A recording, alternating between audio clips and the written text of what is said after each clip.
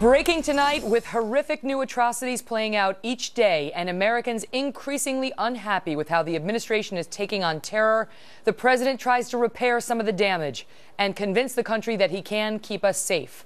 Good evening and welcome to the Kelly File, everyone. I'm Megyn Kelly. In just the last week, the administration has been rocked with repeated controversies over its handling of the threat from the Islamic State terror group. First, almost 24 Christians are beheaded, and the president's team is hammered for failing to identify the victims as Christian or the killers as Islamic. As the White House told it, Egyptian citizens were killed. Then the Attorney General of the United States comes out and declares that we are not at war with anyone, a statement he has to retract hours later since the White House just sent a war authorization to Congress and is in the midst of a bombing campaign in Iraq and Syria, not to mention Afghanistan.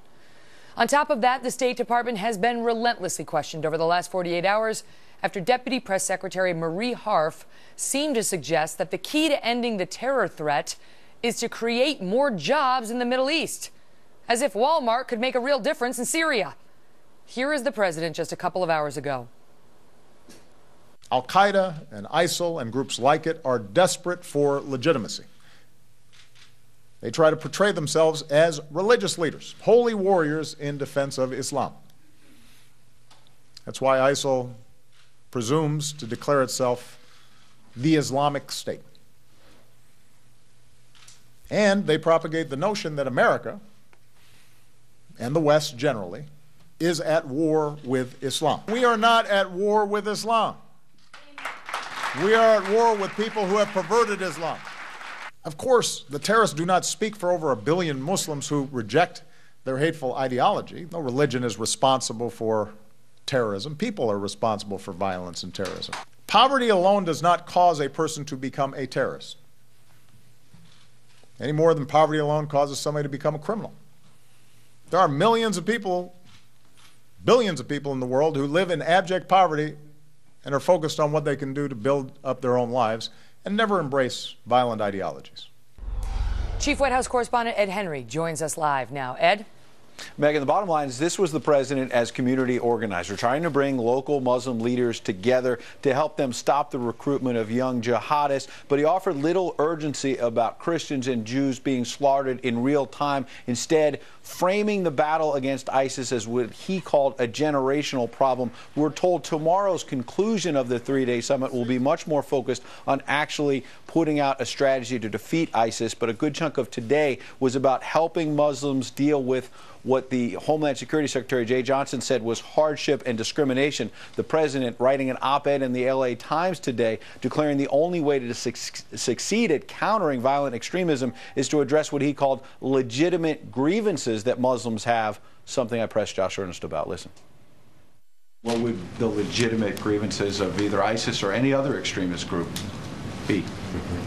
And I don't have the op-ed in front of me, but I believe that's actually a reference to the efforts of the administration and obviously local law enforcement and other community leaders here in this country to prevent ISIL from succeeding in recruiting and inspiring people to join their fight. Now, Ernest said he could not explain why this weekend he put out a statement about the 21 who were beheaded and did not mention their Christian faith. Nonetheless, the president today, again in his remarks, talked about the 3 Muslim students who were tragically killed at the University of North Carolina recently and mentioned their faith, even though Ernest admitted at the podium today they don't know what really happened in that investigation. They don't have all the facts yet, Megyn. Ed Henry, thank you. Very quick to mention their faith and suggest that religion may have played a part, but no mention of the Egyptian Christians, which they came under fire for. Joining me now to react, Bernard Whitman, who's a Democratic pollster and president and CEO of Whitman Insight Strategies, and Brett Stevens, who's a foreign affairs columnist for the Wall Street Journal and author of America in Retreat. And so you tell me, Brett, this was cleanup in aisle 7 on a number of controversies that this administration has faced due to its own making this week alone. I don't think, though, it's helped itself particularly with this conference on violent extremism, because it plays to the basic fact that this is an administration that is desperate to evade the core nature of this conflict, which is groups of Islamic militants, Islamic terrorists who are at war with many Muslims, but are at war principally with the West, with Christianity, with the Jews. And when you heard the president make his remarks saying, you know, these people are not religious leaders, they're terrorists, well, that raises the question, well, isn't it possible to be both? And as a matter of fact, it is. So I think that what they've done in the last week is actually going to create more problems for them, both politically as well as strategically, than resolve them. Overall, Bernard, the problems that have bubbled up have had critics saying they look like they're trying to downplay the threat, and they don't know how to handle the threat, because you've had, you know, Jen Psaki came on the program and told me that the evacuation from our Yemeni embassy, it wasn't hasty, done according to course. However, today, Catherine Herridge unearthed emails exclusively that show that they were in a panic when they evacuated that embassy. We did not plan for it, and we left back confidential, perhaps classified information. Then we've got, you know, Libya, a country that once reached out to us for security help in complete chaos. That's where the beheadings of the Egyptians took place, the 21 Christians. You've got, you know, people who themselves seem like the JV squad speaking out regularly, and the president wants us to fight this war while his attorney general saying we're not at war, and the president won't identify the enemy. Yeah, well, I mean, I have no idea what possibly got Eric Holder to suggest that we aren't at war, because we absolutely are at war. And the fact that we do not anticipate the fall of the regime in Yemen is sort of shocking and unbelievable to me. I think that the president made one point that's fair today when he talks about trying to not give the legitimacy of religious cover to these religious extremists. And your point is well taken. You can be a religious leader who claim to be a religious leader and still be a terrorist. But I think that the reason why the administration is so hesitant to say we're waging a war against radical Islam, which in fact we are, is that in the way the world works today, it's too easy for that argument to morph and to suggest that we're at war with Islam. The truth is, we're not at war with Islam. We're at war with terrorism. We're at war with violence. And I think that ISIS clearly uses the notion that the U.S. and the West are at war with Islam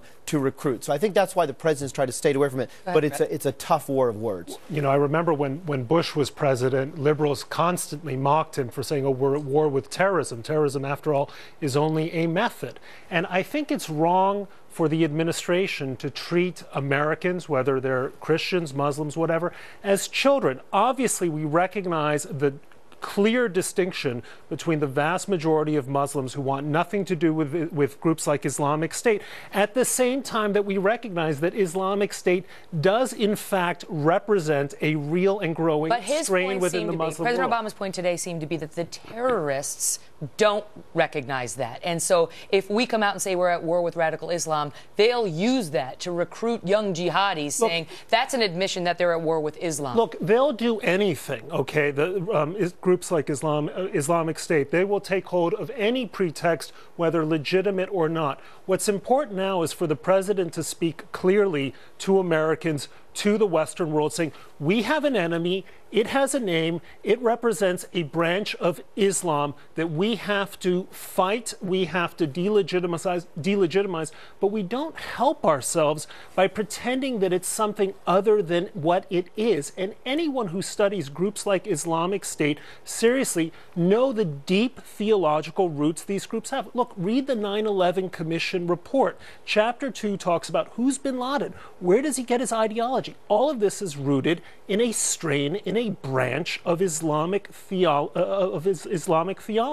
You can't just pretend to look away from it and play a game of like Harry Potter where evil can't be named. Was the president playing small ball today, Bernard? Because so many have come out and called on him to acknowledge that this is a global fight, that to lead an international coalition with his words, with his actions, to try to mobilize the globe to fight radical Islam with us. And today what we heard from the president was, you know, if a teacher sees someone who's disaffected in his class and he's withdrawn, that's the time to reach out. It's like, what is he doing? I'm frankly worried that the focus of today and this week really should be around the authorization of the use of force. And I think the Extremism Summit sort of took that off message. I think what this country needs is an open, honest, candid debate about the direction of the use of force in Iraq, in Syria, and in Afghanistan and elsewhere. We need to have Congress debate this. The majority of the American people, 78%, want this use of force authorized by Congress. That's what we need to do, and we need to move on. They're going to get something authorized. The only question is how expansive it'll be. Guys, good to see you. Good to see you. Well, dramatic testimony in the trial of the man who killed Chris Kyle, the American sniper. Just ahead, what the killer's family today said about his behavior on the day he murdered Kyle. Plus, a key immigration advocate has issued a stark warning about what to expect now that a judge has slammed the brakes on the president's plan to allow millions of illegal immigrants to stay in the United States. Wait until you hear what Congressman Luis Gutierrez is threatening when he joins us live. Plus, on